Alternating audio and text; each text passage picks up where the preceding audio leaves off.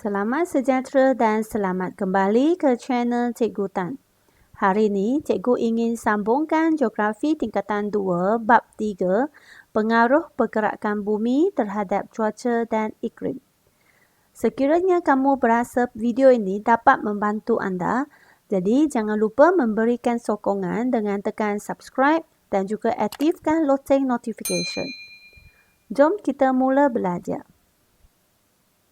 Objektif pembelajaran untuk hari ini ialah, di akhir pembelajaran, pelajar dapat menunjukkan kesan peredaran bumi, membahaskan kesan pergerakan bumi terhadap cuaca dan iklim. Baik, pada video siri pertama, cikgu telah mengajar bahawa pergerakan bumi adalah terdapat dua cara, iaitu putaran bumi dan peredaran bumi. Pada video siri pertama, cikgu telah mengajar anda bahawa putaran bumi merupakan bumi berputar pada paksinya dari arah barat ke timur mengikut arah lawan pusingan jam. Dan satu putaran yang lengkap mengambil masa 24 jam. Macam mana pula dengan peredaran bumi? Marilah kita lihat 3.3 peredaran bumi. Bumi beredar mengelilingi matahari mengikut arah lawan jam. Satu peredaran yang lengkap mengambil masa selama 365 1/4 hari atau 1 tahun. Ini membawa maksud bahawa bumi mengambil 1 tahun untuk membuat satu putaran yang lengkap beredar mengelilingi matahari. Baik, apakah kesan-kesan peredaran bumi ini? Baik, yang pertama, kejadian 4 musim di kawasan beriklim sederhana. Ini dia 4 musim. Musim bunga, musim panas, musim luruh dan musim sejuk. Bagaimana terjadinya 4 musim ini? Marilah kita belajar. Baik, kita cuba lihat kedudukan bumi ini. Ini adalah yang pertama, kedua, ketiga, dan akhirnya semasa bumi beredar sampai sini keempat dan dia akan beredar balik ke nombor 1. Baik, untuk kejadian 4 musim ini, pelajar ada beberapa perkara yang perlu ingat. Baik, yang pertama, kita cuba ingat tarikhnya. Pada tarikh bilakah bumi akan berada di kedudukan tersebut? Okey, kita lihat nombor 1 dulu. Dia adalah 21 hari bulan. Nombor 2 ialah 21 juga. Ini 23, 22. Ingat pelajar, 21, 21, 23, 22. Okey, yang kedua, yang kedua ialah bulan kedudukan bumi. Iaitu pada bulan berapakah bumi akan berada di kedudukan tersebut. Maka untuk bulan, kita ialah tambah 3. Mengapa? Kerana jika kita ambil 12 bahagi dengan 4 kedudukan, ialah dapat 3. Betul tak? Jadi yang kedudukan pertama itu ialah Mac, iaitu bulan 3. Lepas tu Jun, tambah 3 ialah Jun bulan 6. Tambah 3 September, tambah 3 Disember. Mac, Jun, September dan Disember. Okey, yang ketiga kita nak lihat kedudukan matahari pada tengah hari.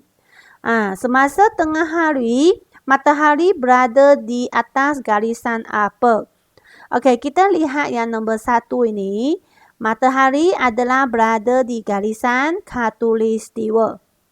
Dan yang nombor 3 juga sama, matahari adalah berada di garisan khatulistiwa juga. Manakala untuk kedudukan nombor 2, jika cikgu besarkan macam ini, kamu nampak tak? Matahari berada di garisan apa? Cikgu cuba tunjuk ini.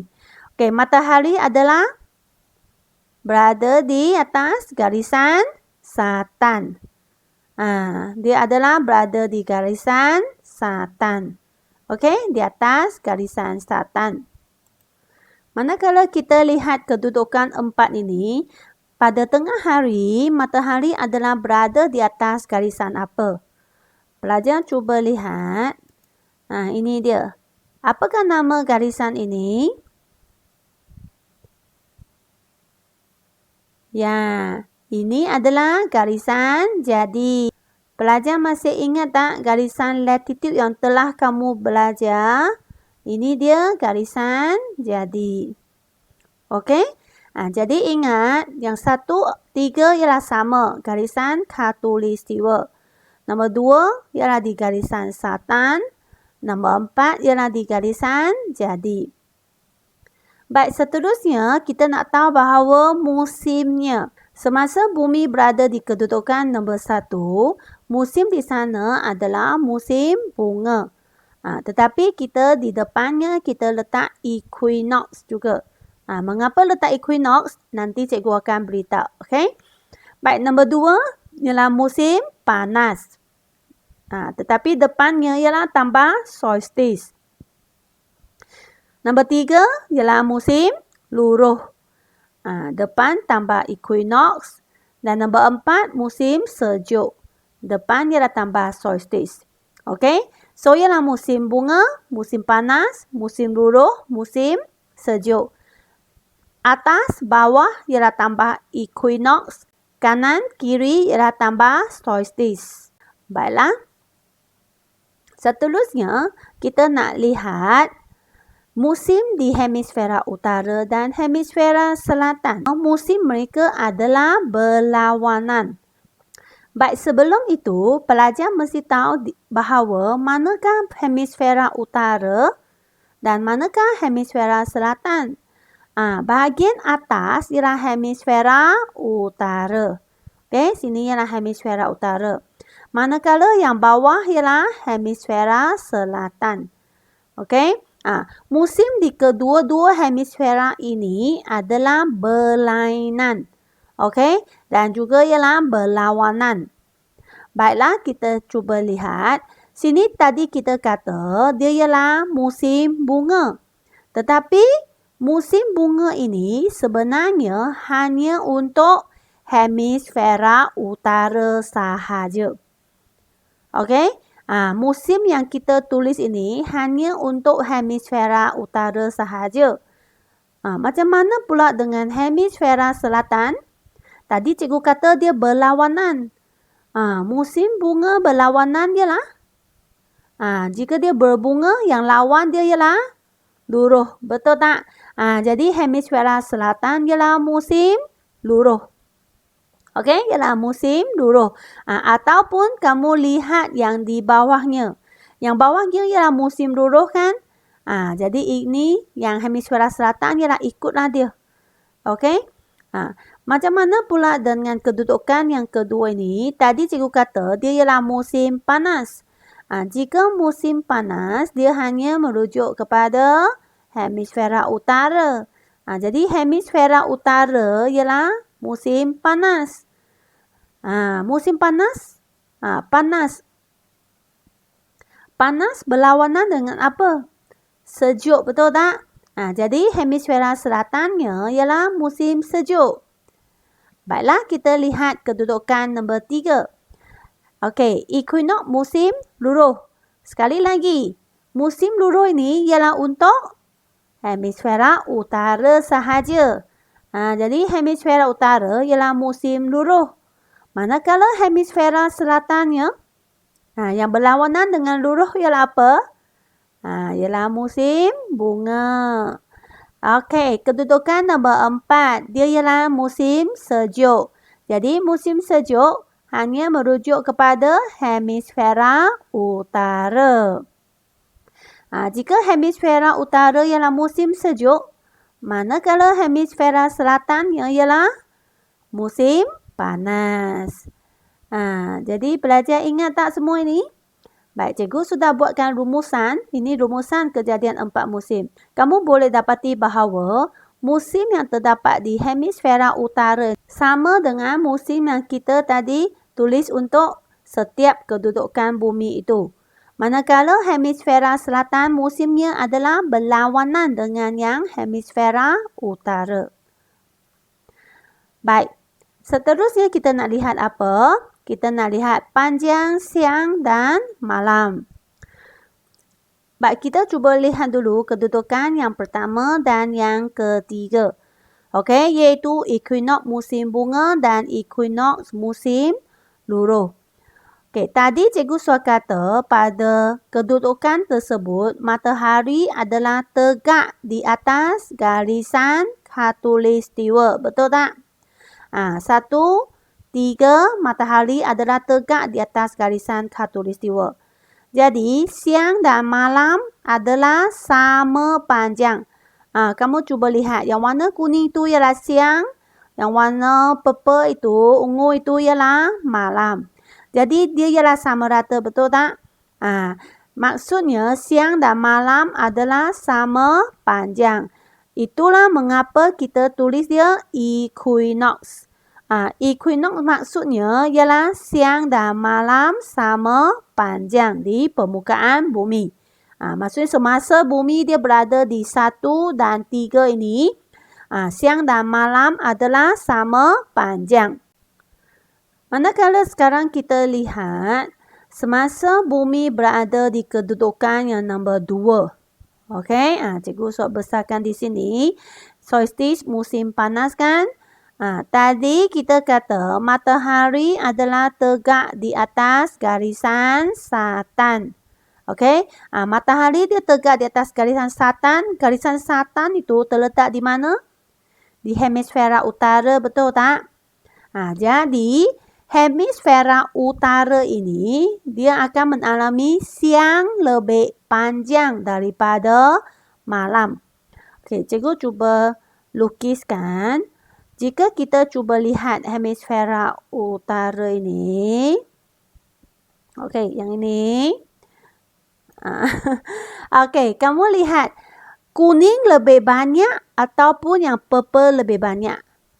Warna kuning lebih banyak atau warna ungu yang lebih banyak bahagiannya atau lebih besar? Ialah bahagian kuning lebih besar, betul tak? Maka bahagian kuning adalah siang. So, cikgu kata hemisfera utara siang lebih panjang daripada malam. Manakala hemisfera selatan malam lebih panjang daripada siang. Kita cuba lihat. Baik, ini dia hemisfera selatan. Ini dia hemisfera selatan. Okey, kita jika lihat bahagian ini sahaja, kamu cuba lihat warna kuning lebih banyak, lebih besar ataupun warna ungu lebih besar? Ialah bahagian warna ungu. Jadi maksudnya malam adalah lebih panjang daripada siang di hemisfera selatan. Jika lebih senang untuk ingat, jika kamu tak tahu tengok peta, rasa cikgu susahnya, maka kamu ingat macam ni, matahari dia berada di mana? Dia di garisan selatan dan selatan yang di atas kan? Di utara, so utara siang lebih panjang kerana matahari di utara. Okey? So yang bawah ialah malam lebih panjang. Macam ni ingat. Okey? Dan di kutub utara ialah 24 jam siang. Mengapa? Kita cuba lihat di kutub utara sini. Kamu lihat kutub utara. Semua kuning, betul tak? Jadi kita katakan kutub utara ini 24 jam ialah siang. Tak boleh imagine kan? Cikgu pun tak pernah pergi sana. Manakala di kutub selatan, kita cuba lihat kutub selatan. Dia kata ialah 24 jam malam, iaitu dari Mei hingga Oktober. Kita cuba lihat di kutub selatan sini, semua ialah warna ungu. Jadi maksudnya semua ialah malam. Dia 24 jam ialah malam.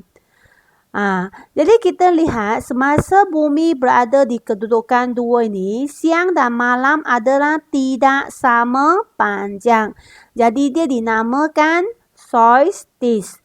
Solstice maksudnya siang dan malam tidak sama panjang. Baik, seterusnya kita cuba lihat semasa bumi berada di kedudukan 4 ini. Okey, kedudukan 4, matahari adalah tegak di atas garisan jadi. Garisan jadi adalah terletak di mana? Di hemisfera selatan, betul tak? So, tentunya hemisfera selatan siang lebih panjang daripada malam. Okey? Manakala hemisfera utara ialah malam lebih panjang daripada siang. Kerana kamu lihat hemisfera utara warna ungu lebih besar daripada warna kuning bahagiannya. Manakala di kutub utara, kamu lihat kutub utara, di sini semua warna purple, warna ungu. Jadi di kutub utara ialah 24 jam malam. Kutub selatan, di sini semua warna apa? Semua warna kuning. Jadi kutub selatan ialah 24 jam siang dari November hingga April. Sama juga oleh kerana di kedudukan 4 ini siang dan malam adalah tidak sama panjang, jadi dia juga dinamakan solstice di depan nama musim itu. Baiklah, ini merupakan rumusannya. Pelajar jika berasa ini penting, pelajar boleh screenshotkan ini dan semasa kamu buat ulang kaji, maka bacalah ini lebih senang. Okey? Baik, kita lihat kesan-kesan peredaran bumi yang kedua, iaitu fenomena gerhana. Fenomena gerhana boleh dibahagi kepada 2, iaitu gerhana bulan dan juga gerhana matahari. Okey, kita lihat yang pertama, gerhana bulan. Gerhana bulan dia berlaku apabila matahari, bumi dan bulan berada dalam satu garisan lurus. Okey, matahari, bumi, bulan. Okey, berada dalam satu garisan lurus, bulan di belakang. Baik.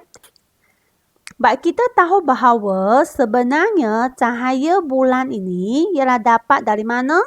Ialah dari matahari. Tetapi sekarang kamu cuba lihat, bumi berada di tengah mereka. Jadi bumi dia akan melindungi cahaya matahari daripada terpancar ke bulan. Kamu lihat, cahaya matahari tak dapat sampai ke bulan kerana bumi lebih besar daripada bulan. Jadi, bulan akan ditutupi oleh bayang-bayang bumi. Kamu lihat bahagian ini adalah bahagian grey color kan? Ataupun warna hitam pun boleh. Jadi ini adalah bayang-bayang bumi. Dia sudah tutupkan bulan. Jadi menyebabkan berlakunya gerhana bulan.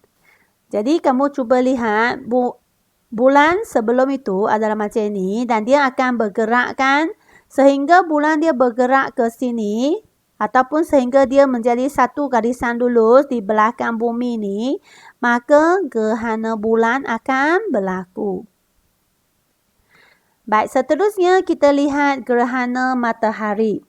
Okey, gerhana matahari dia berlaku apabila matahari, bulan dan bumi berada dalam satu garisan lurus. Tetapi sekarang bulan adalah di tengah. Baik, mengapa gerhana matahari boleh berlaku? Kerana kedudukan bulan yang di antara matahari dan bulan ini, dia telah menghalang cahaya matahari ke bumi. Nampak tak? Ada sebahagian bumi ni tidak dapat cahaya matahari. Okey, kamu cuba lihat ini. Yang warna yang gelap ini adalah namanya umbra. Okey, warna kuning itu ialah penumbra. Okey, bayang-bayang bulan dia akan melindungi bumi. Itu dia warna hitam itu. Tetapi gerhana matahari ini dia tidak meliputi seluruh permukaan bumi. Mengapa? Kerana bulan dia lebih kecil daripada bumi. Jadi dia tak boleh tutup dia semua. Okey? Tetapi gerhana penuh itu dia hanya berlaku di zon umbra yang kecil ini. Okey? Iaitu yang gelap ini. Gerhana penuh hanya berlaku di sini. Tetapi walau bagaimanapun kamu masih nampak ada macam tinggal lagi satu ring, satu cincin kan? Kerana bulan itu dia kecil. Okey. Gerhana separa terjadi di zon penumbra yang lebih besar. Okey, ini zon penumbra yang warna kuning. Dia akan nampak gerhana separa. Iaitu gerhana yang macam ini. Baiklah, jadi itu sahaja untuk kesan-kesan peredaran bumi. Iaitu kejadian 4 musim dan juga fenomena gerhana. Jadi cikgu telah sediakan latihan PBD, okey, ataupun kuis. Tetapi minggu ini cikgu sediakannya dalam bentuk lembaran kerja interaktif. Atau pernah dengar tak live worksheet? Jika tak pernah dengar, tak tahu apa itu, maka pergi dapatlah link di description video dan cuba masuk untuk menjawabkan kuis tersebut. Pelajar yang jika ingin menguasai TP1 hingga TP4 ini mesti mendapat 10/10 iaitu markah penuh. Jadi selamat mencuba semua pelajar. Baik, terima kasih kepada kamu semua ini kerana mengikuti video cikgu. Jangan lupa tekan untuk subscribe channel cikgu dan bolehlah pergi menonton video-video cikgu yang lain. Maka kita jumpa lagi pada minggu depan. Bye-bye semua.